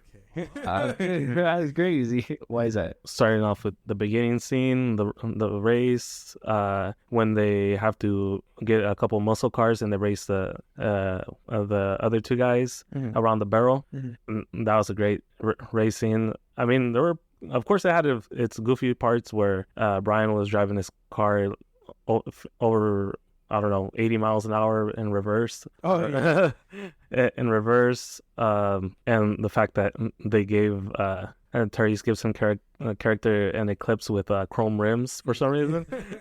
And it was purple, by the way. And it was purple. Like, why? I felt a little bit like racially Motivated there, you know? Yeah. It's kind of like Samuel L. Jackson asking for a purple blade. Purple in there. Yeah, but it felt like one of those cool old school movies like Bad Boys, where they had this bad guy they had to get along with undercover, but had to take down at the end. But there's that romantic connection with one of the bad guys' girls or whatever. Yeah. I mean, it was all there. I was telling Josh the other day, the only reason why like this movie kind of gets low for me with this one is because of the way they made Paul Walker in this one. I think they made him a simp, because I think in the first one, you know, he was all about Mia, you know what I mean? And he, you know, he wanted Mia. And I know, like, you know, obviously he's on the run, he's going to move on and shit, but he would get distracted from the missions because of this girl that he wanted to bang, basically. You know what I mean? And that for me, that was like, oh, well, that's not, in the first one, that wasn't his motivation. You know, Mia was a distraction, but he was still trying to get to the bottom of whatever he was trying to do. Mm-hmm. And where, you know, they made her not only the distraction, but like his main focus at one point. And I was like, that doesn't seem like that would have been him. That was. Yeah, I think they were did with that. Maybe if he would have caught on to something like, oh, I think she might be an undercover or something. Yeah. Then and tried getting closer. That way they can like share notes or whatever and share information. Then yeah, but the fact that he was pretty much simping over her and put the whole mission in jeopardy. That's just me. But I mean, I do see why you put it up there. I think if there wasn't any other ones, I think I would have put that one a little bit higher. If I would have just been like, oh, like nostalgia factor, I think Too Fast, Too Furious would be my number one too. But I got to factor in all the flaws that come with the movie too, and I think it's a good choice, solid choice, 100%. Yeah, my number one is Furious 6. I think it's the best one out of the whole franchise. Okay, fight me if you guys want. That's fine. I think it gave us the perfect ending in the franchise. If they would have ended it at 6, I think it would have been amazing. I think that would have been chef's kiss. Hey, we're good. Now, I know that they were setting up 7, and that's why they continued on. That's why I'm saying, like, I don't know if 7 was supposed to go the way that it was planned. But, you know, with the ending that it gave us and everything like that, I would say that's perfect ending number 2. But if they would have just ended it with number 6, I think it would have been perfect. You know, they had who else can you beat besides yourselves, right? That's number 1. The villains were good. They outdid them. They thought they had the upper hand, and they were ruthless. In my opinion, gave us two of the best fight scenes of female and female fight scenes with Letty and Gina Carano in that movie as well. A funny action scene where Tyrese and Han were basically getting their ass whooped by one Asian dude, and they were just like, we don't talk about this. That's you. I like the relationship that Tyrese and Han had, especially like when he was trying to figure out like what he's trying to do with Gal, and, you know, saying like, oh, you're looking to buy this model and not lease it type shit or whatever, right? I just think this one was perfectly done. And I think Owen, he was that OP villain, because like first of all, he had all kinds of resources. He showed that respect that was necessary to win, be a good strategist. And at the end of the day, he did not give a fuck. He was one of those that he was running over people's cars in the middle of the freeway just because it was fucking Tuesday. He was like, oh man, I'm gonna fucking fuck these guys. You know what I mean? And then, we did get the flight ability out of it and stuff like that, but I think this movie was just well done. I think if they would have just left it as it was, this movie would have been the perfect ending to a perfect saga, or whatever. It kind of like and it kind of reminds me a little bit of like how Star Wars is, you know what I mean? The original trilogy and the prequel, like, you know, you had a couple rough patches, but at the end it culminates to one big closure kind of thing. And I think 6 would have been that closure. I think that's why it was like so perfect. And I think at least between 4, 5, and 6, there was a lot of parallels. Like I said, the whole shooting the gun to stop the cars, that was one of them. A lot of technology came up from like that you've seen from Too Fast, Too Furious, from the first Fast and the Furious, and they basically jacked it up to 10 in this like arc or trilogy, you may say. Yeah, because they only get a little bit more elaborate. You know what I mean? Like, well, just to bring it up, like in the 4th one, the beginning sequence, they're like, let's just steal this fucking gas, this fucking gold mine in the Dominican Republic. So, you know, they freeze it, and then they just like haul it off like normal, and then, you know, the big action piece or whatnot. But then in 5, how do they break out Dom, you know, and then how do they get the fucking, even though it goes sideways, how do they get the cars off the train, you know, with that elaborate little like truck thing that we said would have probably smashed those people, you know? Yeah. Like got them off, and then, you know, it goes on and so forth. But I see what you're saying. Yeah, I think 6 is, honestly, I think it's one of the best ones. And yeah, honestly, I think the runway is like the only biggest flaw, right? I think the runway is like the biggest red flag. Like, hey, why the fuck was the runway so big? Also, come on, you can't even deny that fight between Dwayne, Vin, and Owen and the other big fucking galoot, whatever, in that plane. Mm-hmm. That shit was crazy. That whole sequence is crazy. You always like were on the edge of your seat, like seeing, you know, Tyrese and Ludacris like on the side over there, you know, Han and Gal on the other side over here struggling and shit. Like it's a perfect culmination for everything that happened. Yeah, yeah. It was like a bunch of chaos during that scene. It was pretty good. Yeah, and there was that sense of you know, that you could die, you know, and in that movie. So I think that's what really adds to like a lot of what happens at the end to be a real good resolution, because it has that heart, that family aspect at the end, but at the same time, it, you know, you were scared that they could have lost the family. Point, you know, so back when it meant something. Yeah, exactly. So yeah, top 5. Anything wrong with these 5? No. I would just say Too Fast, Too Furious being number 1 is, but I understand 100% where you're coming from. I can't even argue. I get it. It's nothing big. I could also understand Fast X being up there, even though it wasn't for me. But I mean, I get it, you know. I don't know. I keep it a bug. I don't get that one. No. Yeah. Like you put F9 all the way at the bottom, but you put Fast X because that one's garbage. FX, it's just. Oh, you know what? It gave it X, aka Fasten Your Seatbelt, aka Fast Infinity War. They brought back for a quick second that what they used to do is when they hit the nitrous, they would show the whole sequence of where it was going through. Engine scene. I thought that she was cool. See, they stopped doing that after I think the second one. Yeah. They haven't shown. Oh well, no, they showed it in the 4th one. In the 4th one? Yeah, they showed it in the 4th one. But yeah, after that, they never showed it again. Yeah, I know. I thought that shit was cool. That's why I think I reported it to you when he hit it and then it did the whole like arm thing. I like nudged you if you remember, and I was like, "That's the fucking thing!" Like, yeah, classic shit. Like that was cool. I think in the 4th one too, I thought it was pretty cool because at the ending, like they do it again or whatever. But like you know how like they're breaking them out of the bus or whatever, and it goes into credits. Like I like the end credits for that one because it shows you all the car parts and like it going through the nitro and like the cars moving around and shit like that. It's very satisfying, very satisfying. So here we are, right? We ranked them all. We knocked them all down. Yeah. I want to figure out and I want to get to the bottom of which one. I know we all have different opinions, all right? I know we all have them, but I'm going to figure out and I'm going to get to the bottom of which one is top tier, okay? And I got questions lined up in order to figure that out. Okay. All right. So, number 1, I need to know who is the best villain of the franchise. Best villain.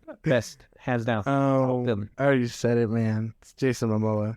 I think it's Jason Momoa. If not him, not Owen, his brother. Jason Statham. Jason Statham's character, Okay. yeah. Though it's a tie between those two, but Momoa is a little bit higher. Interesting. Okay. you're the same. Yeah, it's Momoa too? Momoa just slightly above Jason Statham's character. Yeah, I tell you, he was fucking phenomenal. I think I can't wait to see what he comes up with in the second one, in the second part. But like I feel like he is what the franchise needed, like character wise and everything. You know what I mean? I gotta respectfully disagree. I gotta say Owen Shaw is the best. I think you guys are suffering from new movie-itis. No. And I think you guys are suffering from that. But Owen Shaw has to be the best villain, hands down. Even before his brother or whatever, like you got to think like in my opinion, he's like that reckless little brother who can actually do damage by accident, if that makes sense. You know what I mean? Like he's purposely trying to do damage, but he also causes a lot of wreckage in his wake too. Like indirectly. Yeah, indirectly. And I know they play on that in like Furious 7 and Furious 8 or Fast 8 when he's recruited Jason Statham's around and stuff like that. Like, I think the beginning it's like, oh, you always pick the fights with the biggest people, and I always got to finish it up. Like, he, in my opinion, was the big bad. And I almost gave it to Statham, but I think his role was cut short in Fury 7 to the point where you didn't really see a lot more action besides probably him fighting Dom at the end with those sticks or whatever, which I thought it should have just been hand-to-hand combat or whatever. Yeah.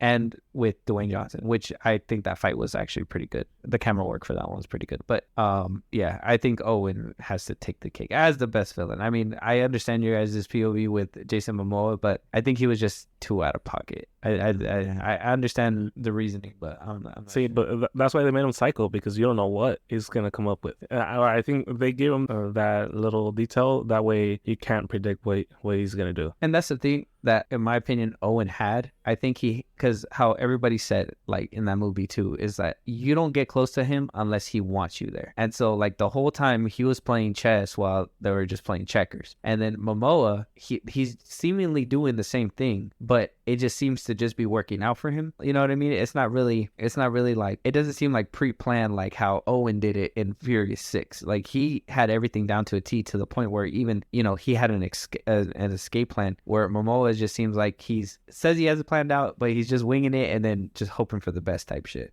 No, I don't think I see that, man. He orchestrated that whole bridge scene, you know what I mean? And then the only things I think he doesn't predict, and like it doesn't work for him, is how Dom reacts. You know what I mean? Like, when he decided to like flip that helicopter toward him, and then it actually hits him and he causes him to like scurry off and whatnot. Like, I think that catches him by surprise. Like, he's just like, he's like, I knew you'd react a certain way, but I didn't think you were gonna hit me with a fucking helicopter. Like, that's how I see it. Because even he orchestrated it in Rio, but he wasn't planning on half of the people to be on Dom's side. You know what I mean? Just say it took him 10 years to do it.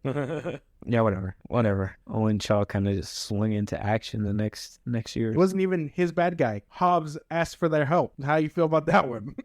But then he made him their problem with Letty. Okay, Letty was a part of them, so it was their villain. Half the time, what would they have done if he was just like, damn, that's not Letty, he played us, let's leave. At that point, it's Hobbs' problem. Yeah, no, That's not what happened. That's not what happened. No.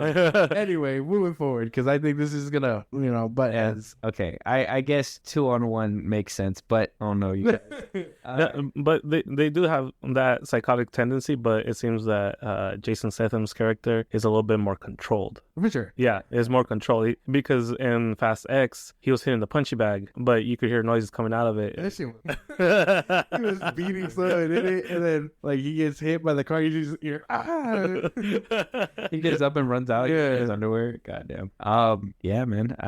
I'll give it to you guys because it's 2-on-1, and I don't want to get jumped right now. But I think you guys are suffering from new movie-itis. no. Movie-itis. Best actor versus actor fight. What is the best fight out there? I have two.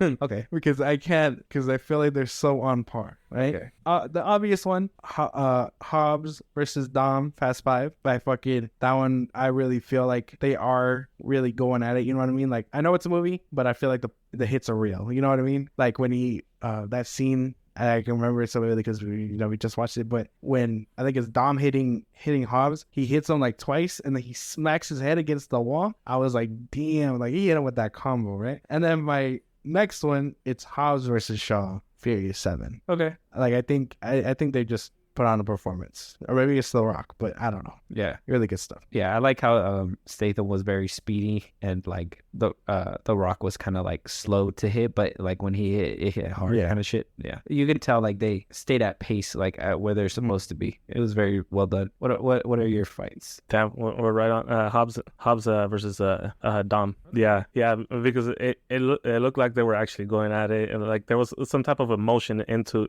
their fight scene. Like if Dom didn't win, even though it was kind of inevitable if he won, but if he didn't win, his family was gonna suffer. So like that's, I think, what kind of made it that edge and really put you on the edge of your seat, like who's gonna win. And then I think Dom won, but because of circumstances and deciding not to be shot. Well, I think it was because Hobbs shows up to where they were at, without them knowing. Mm-hmm. So that's why he felt like pretty much like they've vulnerable. Like a cornered animal. Like a cornered animal. So that's why they got down. Yeah, I agree. I think Is that the only one that you have? It's just Hobbs and Dom. Yeah. Then Hobbs and Shaw. Hobbs and Yeah. Shaw. Yeah. I see that. I see that. I think we're all gonna unanimously get it, but I think Hobbs and Dom is one of the better fights out there. But I will throw in the ring too. Obviously Gina Carano's and Letty's fight in Furious 6. I think both times are amazing. I think the fall down the stairs was great, and I think the fight on the plane was pretty great. Honorable mention, I gotta give the 2v2 that was in the plane. I gotta give that one a shout out. I know I already said it, but and then what trying to remember. I know that they tried to like redo. I think it's hilarious that they try to do that Hobbs and Dom fight with John Cena. I just wanted to give it a mention because I thought it was hilarious how it flopped. It wasn't as like hard hitting, and it like I think Cena gave a better performance fighting all those goons in Fast X than he did with that Vin Diesel versus John Cena fight. 100%. I guess. Yeah. Just to throw dirt at someone's eye. Yeah. No. I guess that's fair. I guess unanimously, Hobbs and Dom is it. I hasn't been topped yet. Yeah. No. No. Nothing came close yet. Okay, I don't think so. All right, very good. We gave the best villain. What about the best action scene? Race car action scene. I have two. Okay. So it's the vault scene where they're dragging the vault through the city. Okay. Like, I think that whole sequence is fucking like phenomenal. And then I know it's simple, but jumping the car through the towers in Dubai in Furious 7, that's one of my favorites too. Okay. Those two kind of like hold the bar for me. Interesting. All right. What about you? What best action scenes with vehicular warfare? Vehicular warfare has to be the Charger scene. Yeah, where they pull the vault. It was pretty insane, and you think like, how is this even possible? But nothing's impossible when you got family. Yeah. I like to hear it. I like to hear it. I gotta say, I really, as much shit as we give Fast 9, I think the magnet scene is pretty cool.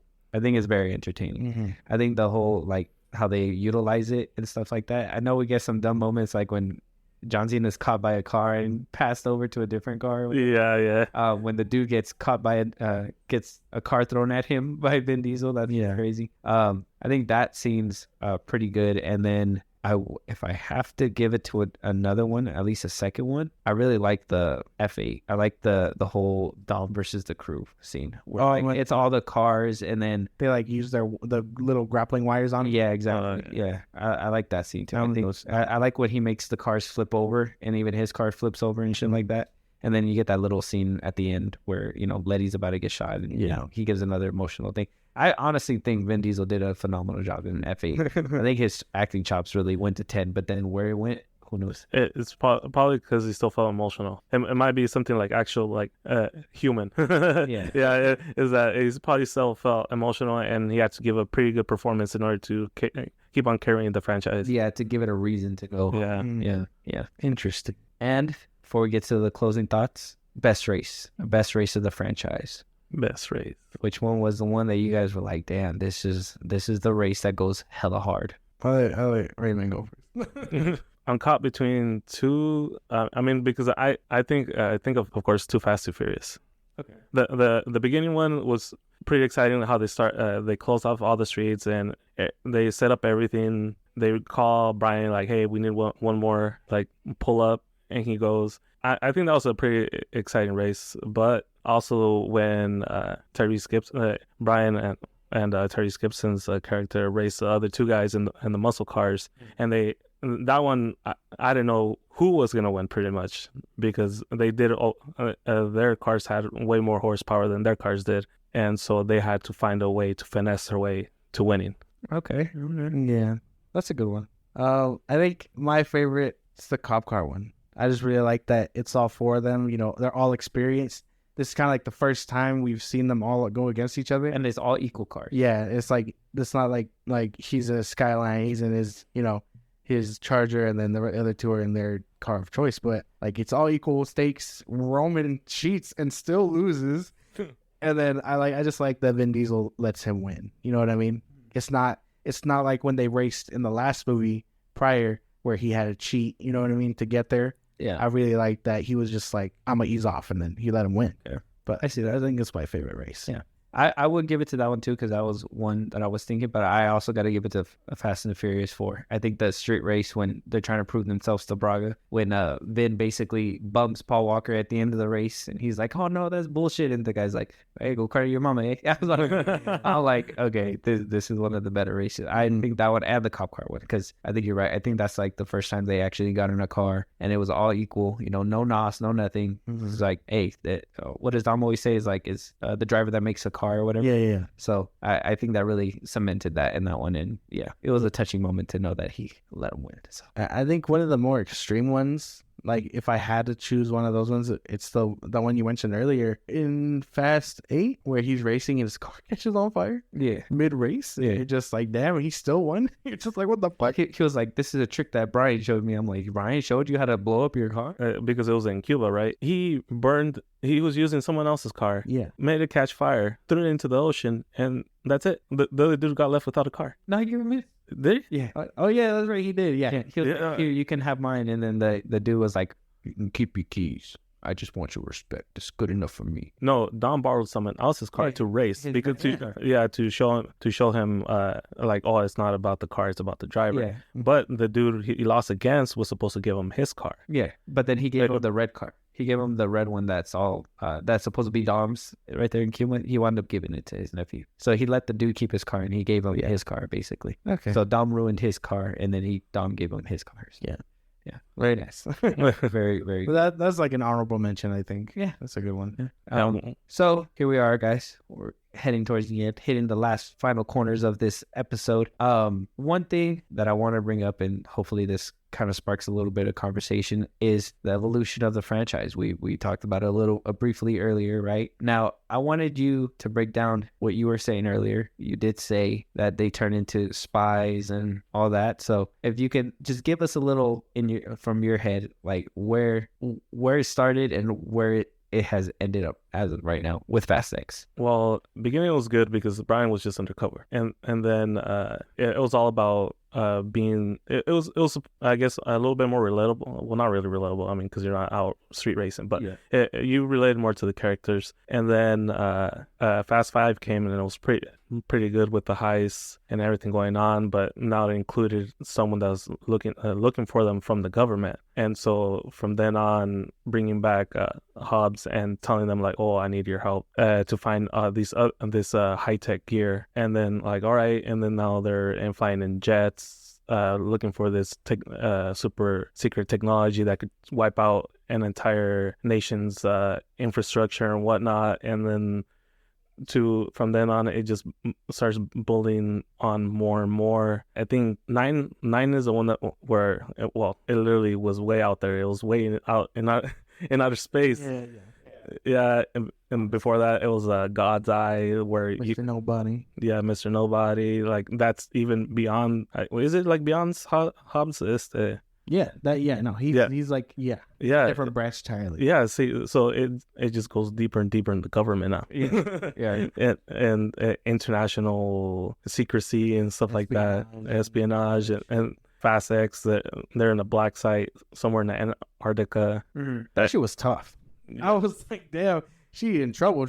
Send her all the way to the Arctic. Damn. Yeah, that shit was crazy. So so the evolution kind of went from street racers to doing CIA dirty work to becoming part of that organization and to now basically being that. Do you agree, Josh? No, not really. I mean, like I've always felt they were heist movies. I think that the first sequence we see in the first Fast and Furious movie is them heisting that truck. And the big problem is that the truckers are being stolen from. They're being heisted by these 3 Civics. We don't know who they are, but if the cops don't stop them, the trucks are going to start taking them into their own hands, which they do. We find out in the middle when they try to do that heist and fail that that trucker was prepared with a shotty. You know what I mean? So I feel like they've always been heist movies. 2 kind of strays from the idea of a heist, trying to be more street racing, which I mean, I can see where you're coming from. That one did have more races. Same with Tokyo Drift. That one kind of got rid of the whole thing, but it involved the mafia. You know what I mean? Yeah. And then, 4 is back trying to get it back to its roots, racing and stuff. And then, but that one kind of set the roots 5, again, another heist. 6, this is where it kind of changes. It's not heisting anymore. It's more about stopping, working, trying to get their names cleared, basically. Yeah, to get help. So this is where that spy stuff comes in, and it does change. But I feel like it's always been more heist stuff than like racing stuff. It involves racing, but not to that heavy point as it should. And then Mr. Nobody shows up, and it's like, damn, like they went from trying to clear their name to going into this deep shit of like espionage and high tech stuff. Yeah. That's where I see the evolution, and I feel like that turning point was 4. You know what I mean? That's where I see it. I can see both of you guys' point of view. So do you guys think that because of the fact that they went off track with Tokyo Drift, right, and all that, them needing to figure out a way to connect that into the movies, do you think that's a reason why they probably upped the ante to those places, or am I off the marker? A little bit, because I mean, in my own opinion, I feel like there was nowhere else to take that. You know what I mean? Like, where do you take it after kind of using chargers to steal a bank vault? You know what I mean? Like, where do you take that? And then 6 does it, but it also gives you a deeper story of they're not just doing it for their namesake. You know what I mean? They were basically free by the end of the 5th one. They could have ended it there if they wanted to. They don't get to go back to LA and simple barbecues, but they're free. They can live out away from any U.S. territory or being, what is it where you get taken from the country and then sent back to the U.S. to be arrested, whatever that is called. Extradited, yeah. Like, they could just live fat off the millions of dollars. Yeah. So Letty brings them in. It's Letty that drives them to be that heroic force. And, the job isn't done because of Sean. They stop Sean and stuff. But yeah, involving Mr. Nobody and all that kind of changes direction. But yeah, I don't think it was just because of anything specific. It's just that they were trying to up the ante after 5. Mm-hmm. Okay. Which you kind of needed all that tech and stuff to do. It's not just about the car and its engine. It's about all the tech the bad guy has and what you have to get there, I think. Yeah, they pretty much have to. If it feels after 5, they try to find a connection just to make a new one. Almost. Yeah. Like, what if Hobbs comes back? Like, what if Hobbs knows who killed Letty? Like, and what if we have another situation with Hobbs, but this time it's this other thing, and it keeps on going like that. Just another small detail to build up on to make the next movie. Stepping stone. Yeah, that's what it feels like right now. They're like putting like little patches, like, oh, this happened because of this over here in the past. This happened because of this in the past. I will say though, like, with upping the ante, it's where they lost their heart. You know what I mean? Like, I feel like after, not just because of the obvious of Paul Walker dying, but after 7, it's really just like there's no more emotional scenes. I feel like it's always shoot, bang, pop till we get to the next action sequence. The big ending, because I mean, they had some heartfelt moments in 4. They had some in 5. Like I told you, my favorite scene is when he's talking, when Brian and Dom are talking about, Dom's dad, and he's just like, oh, I remember everything about my father, and this and that. Like, these movies needed more of that, but it feels like while they upped the ante, they also strayed away from that sort of thing. That's one of my things. I think they started doing that after 7 and 8. I think they started straying away from the heart aspect with F9. F8, like I said, I had to do a rewatch, and I think after rewatching it, after seeing, the kind of care that he put into that one and actually had the chops for, I think that when 9 came around, I think that's when the heart was gone. I think that's when it completely left. To be honest, and if I want to keep it a buck, 8, 9, and 10 haven't given me a reason for them to have kept the franchise going on. If it was up to me, I would have ended it at 6. If they had ended at 7, that's fine too. That's a perfect ending as well. But I think this is why 8, 9, and 10 kind of felt hollow for me, is that there's no justification for them to keep going. There's nothing that maybe the whole son thing, but that came out of left field because, there's so many times where she could have told them, but like nothing ever happened. So if they wanted it to go that route, I mean, the ending of F8 could have been the last one as well. But after that, like, where's the justification? Like, what after episode 7, what was the justification to create more of these movies? Mm-hmm. In my opinion, there really wasn't. Yeah, there wasn't really after that. I mean, like I said, it was just pretty much like little minor details that to build a whole next movie. Yeah. Mm-hmm. Yeah, like, oh, what if Dom has a baby mama? Yeah. And he has to save the son now, or save the baby mama. Yeah, because it's crazy. That means that from That means from 5 to 8, it had to be in the span of like a year or two, because that baby looked at least under 2 years old. You know what I mean? Yeah. When they save it, yeah. I don't know. And I think that, you know, bringing back these characters, like I said, Owen Shaw to me was one of the better villains, and having to bring him back for F8 and, you know, them just put away all the differences. Like, my man, you're saving his baby, but he fucked up your face. Look at your fucking face. You know what I mean? Like, they did that to you. You're over here saving his baby. If that was me, if I was the villain that I was, I would have popped that baby myself. It would have been a done deal. But, you know, and that, I think that's where, for me, the movie started taking a turn, because I was like, well, come on. Like, you just turned my favorite villain into another watered down villain that's going to go on. What's next? Is Jason Momoa going to come under the fold at one point? He's not going to be crazy anymore. He's going to be like, hey, come join my family. I don't know. I hope for I mean, at least I hope for him, like, he goes out like he's intended to. Like, I hope he doesn't get that redemption. That's one of my things. Just to mention what we said earlier, 7 could have been the last one. That's it. Yeah, I think I'm in that same boat, because I mean, even if you want to like go to like under 5, I think Fast 5 could have been another good ending too. You know what I mean? Like, they end up with the money anyway. They're free at that point. They don't have to worry about being, you know, taken away and stuff. They could just live in a different part of the world, living off their stacks. Like, sure, they're not in LA where they should be, but, you know, they're living well together out there in their own life. Well, that's why I got to get pushed back, because I think, in my opinion, I kind of believe that Fast 5 could have been the Infinity War, and Fury 6 could have been the end game, if that makes sense. So, like, it felt like it could have ended there, but you knew that it was incomplete because of the fact that it was just, they weren't home, if that makes sense. You know what I mean? Like, they're a family, but they're not home. And so when 6 came out, it was kind of like, hey, you know, like, this could be the ending. Even the beginning hinted at it, you know what I mean? The whole opening was like all the previous movies, everything that happened, like a basic recap, and then, you know, Furious 6 and all the whole gangs right there. Like, it looked like they was prepared to end, you know what I mean? And yeah, it just didn't wind up doing that. I think Fast 5 was good for where it was, but if it would have ended there, yeah, it could have been left up to interpretation. But I really seen it as one of those cliffhangers that was like, oh no, they got to make it back home, you know what I mean? Mm-hmm. And, you know, eventually they get back to that point. But yeah, I guess I see what you're saying, but yeah, interesting.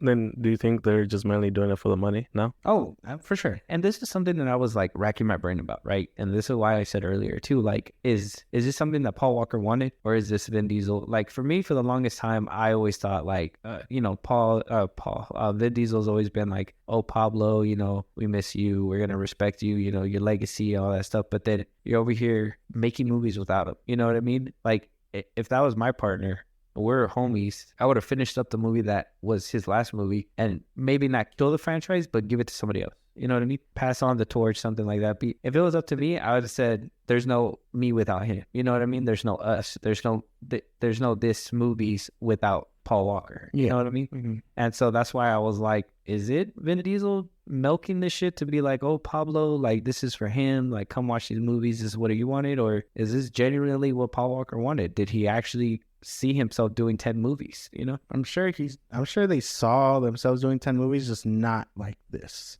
You know what I mean? Like, I think at this point, it's not just it's to conserve that idea, but at the same time, it's obviously for money. You know what I mean? I think I saw somewhere on a podcast, Ludacris was saying it. He was like, why do the fans always got to be like, why are you making these movies? And he blatantly said, it's because of money. Like, if you're, you know, like we said it, if you're making movies with a little budget and then your movie makes $1 billion, of course you're going to make another one. You know what I mean? That's what he was saying. So, like, I'm sure for anyone else who sees it as a job, like Ludacris and, you know, Tyrese and all them, like, they see it as just another job. Well, Vin Diesel is more like, for him, it's probably difficult because he wants to preserve the idea while also, you know, not letting down the legacy. But, I mean, is he letting down the legacy? That's a whole other conversation. What do you think? You think it's for money? Yeah, for sure.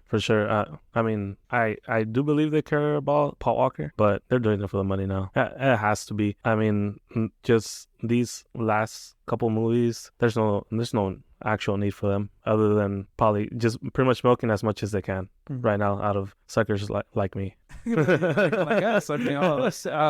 Yeah, because to be honest, I thought Scott Eastwood was going to play that role of Paul Walker. I thought he was going to basically fill in that slot, and it didn't wind up doing that. And he wound up coming out of Fast X, but he was missing in F9, but he was there in F8. So I wasn't really like sure what route they were going on. It's just I think it has to be for money for sure. And as much as I want to believe like these movies are for Paul Walker at this point, like I said, I caught myself laughing in F9 and Fast X. You know what I mean? I not laughing with the movie, laughing at the movie. You know what I mean? Because of how ridiculous some of the shit happened. And I'm just like, dude, like I understand the money aspect, but we need to keep ourselves grounded. You know what I mean? Like nobody wants to, yeah, we're going in there to not be in the real world, but like, fuck, I don't want to be at Fantasyland either where fucking cars are playing bumper cars where you could swing across a fucking bridge, land, roll, not have a cut on your face or dirt on your t-shirt. And I know a lot of people are like, oh, he never gets his shirt dirty. I rewatched the movies and I looked. He does get his shirt dirty in a few movies. He does get cuts and bruises, but there's times where like you look at him and you're like, could they survive that? And it's just like, like I firmly believe Hobbs should have died when he jumped out of that building when it exploded with Statham. You know what I mean? Oh yeah. Ludacris and Tyrese, they should have died in Furious 6 when they crashed into the car and hit a bank or some shit like that. It flipped in the air.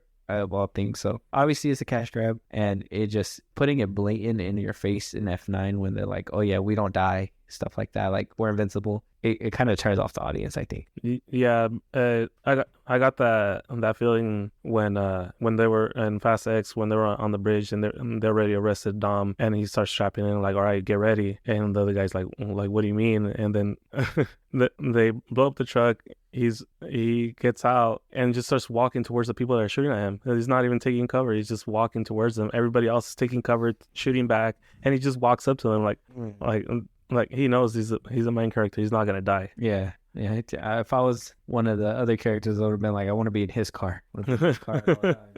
He always survives. And I know we touched up on it as well, but before we close this up, I kind of want to say it one more time. Is continuity becoming a problem with as many movies as has been produced? But this one, it's a bit of yes and no, because I mean, in Fast X's terms, they kind of show you where he came from. You know what I mean? To get this one, you have to kind of watch Fast 5. You know what I mean? That's probably about it. You know.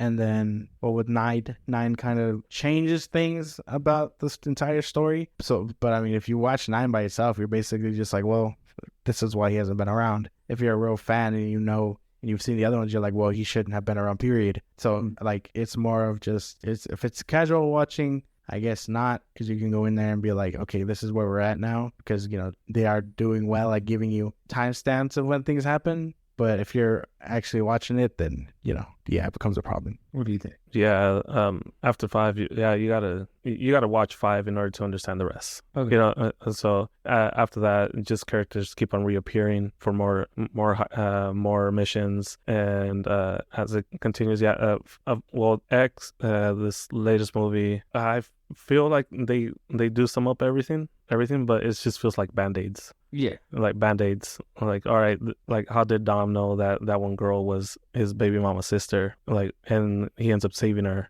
Yeah, and it's just that's just how it feels. I mean, there's a bit. It's a bit patchy. I feel like it's patchy because they don't have. It sucks to say, but they don't have the time to, like, you know, fully go through it all, because, you know, the next action piece is around the corner. Yeah, I think, and I was going to bring it up too with Fast X, is that I think it hurts continuity because they expect you to care about these characters, right? And like one thing too is like now, like in Fast X, I saw Mia and John Cena interact. We seen it in F9, but you know, it was more like, oh, hey sis or whatever type shit, and it's like, you guys didn't see each other for many years. You guys don't even know each other, but we're supposed to believe that you guys know each other. You know what I mean? Like, I think that's where the continuity comes in, and it's kind of like bullshit because they're trying to make you care for these characters, but at the same time, they never said that they were around until they were actually around. You know what I mean? So I think continuity is becoming jumbled up. I hope they don't go deeper with this shit in part 2, because F9 having to go all the way back to when Dom's dad died, that shit was just, in my opinion, I would have never wrote myself in a corner that way. Yeah, that's just stupid. Yeah. And then with FX, that one's kind of like, well, you know, they try to double down on it. I mean, they got rid of one of them, so hopefully in part 2 they don't try to pick it back up and convolute this shit a little bit more, because we didn't even know that she had a sister either. And so much so that he knew about her and saved her over the dude that pulled out a strap for him and wrote for him. I'm just saying that right now. Yeah, exactly. I don't know, man. That is neither here nor there. But like I said, I just got one more question for you guys, and then we'll go ahead and wrap this up. I know we got places to be, people to see, but what is the best celebrity cameo in your guys' opinion?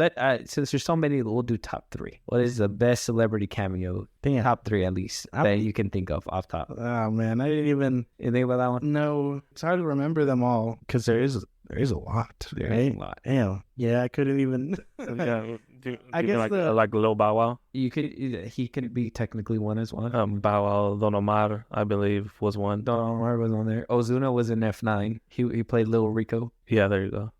The younger version of the twins or the brothers that talk Cuban all the time and shit. Oh yeah. I will say one of my top ones was Pete Davidson. I really liked him in Banks. I ain't gonna lie. I know like you don't like him, but I liked him as in that movie. Fucking hated. I like Gina Carano, and I think she's a celebrity cameo because she came in one movie and basically was like one and done. I know that she was like she got her ass beat. Yeah, I know she was like a pivotal point, but I think the fact that she was an actual wrestler coming hot off wrestling and coming off of I believe I think she was doing it right before she did Deadpool.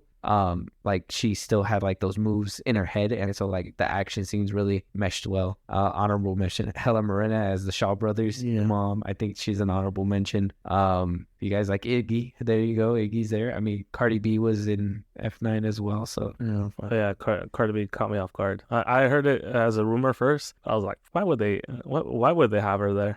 Yeah, she's. I mean, I find her annoying. That if you notice, like if the soundtrack is basically based on who's gonna be as a cameo in the movie. So like if there's usually if Ozuna is gonna be in the movie or like Don Omar, they're gonna have a couple tracks on that. You know what I mean? Like Ludacris would. I think he had his like music on all 4, 5, and 6. I think of all those movies. Like he had his music playing on all those. So it just depends. But you guys have any off top? No idea of a lot. No, not really. No. Pete Davidson does look like that kind of weirdo. So that role fit him. I thought it fit. But I mean, is it fair? Is it really fair? I mean, they always pick him for that loser. That's why and everything. Hey, there's something about him that girls like. Yeah. I guess that's one of my favorites too. I really like the scene with the fun muffins or whatever. Oh yeah, the fun one. And the honeys when he's just tripping out for a cool second. What's his name in the first one? The one that loses the race, and he's like, Monica. Oh, Ja Rule. Oh, there you go. Fun fact about Ja Rule, he was supposed to come back in Too Fast, Too Furious to play Ludacris's spot. Mm-hmm. But because he was too hot off his music, he turned down that role and never came back for anything. And now he's getting his seat bought out by 50 Cent. Yeah, just out of anger. Yeah. I guess him, because, I mean, he ended up losing. Ronda Rousey. I know you were saying that earlier, but I just like that she gets her ass kicked. Yeah, like I didn't like she didn't do anything for the movie other than get her ass whipped, so I'm fine with that. I didn't really like Cardi B either. I find her very just annoying. Yeah, same. They try to make her give out like smart words and shit like that, and I was just like, we know this bitch is stupid. We know she's stupid. Why you guys do that to her? But yeah, I guess that would be it. I don't even, you know what I mean? Oh, all right. Any off top for me before we close it out? No. All right, guys. Well, that is the episode. Now, this is our first guest, so you guys show him some love. I also want give big shout out to Ray for coming out today and having this conversation with us. We appreciate you. Thank you for having me. Any comments, concerns for us before we wrap up this show? Anything to say? I think you guys are doing a pretty great job around there. Yeah, I really like what you guys are doing. Thank you. I really appreciate you guys having me. Yeah, especially these are one of my favorite movies. I watched all of them. I already said which ones I watch over and over again. Yeah. I got them already on my TV ready to go. Whatever. Oh, yeah. Appreciate that. Thank you. But yeah, so if there's anything on here that we might have missed, any movies that you guys want us to review, any topics that you guys want us to talk about, you guys want to see more guests, if you want to see Ray back here, Josh, let them know where they can let us know. You can engage with us on Twitter, TikTok, and Instagram at Fanboss Podcast. We post when new episodes are up. And again, you can just hit us up there for any news, movies, or guests you want us to, be on or talk about. If you want to listen to us on the go, Spotify, Apple Podcasts, or anywhere you get your podcasts, we are on a couple more places. So at Fanboss Podcast, go check us out there. If you want to support us, Buzzsprout, that is in the links in our bios. of all the social medias I just listed. If you subscribe, it would really help us out, push out this channel for you guys a little bit further. And then when it's all said and done, subscribe to our YouTube at Film Bros Podcast. Yes. YouTube Music has, if you guys didn't hear in the last one, YouTube Music has podcasts now. So we will be uploading there pretty soon. Just make sure that you guys like, subscribe, follow. If you guys have YouTube Music, you can listen to us on there as well now. We'll close it off. We'll talk to you guys on the next one. Talk to you guys later.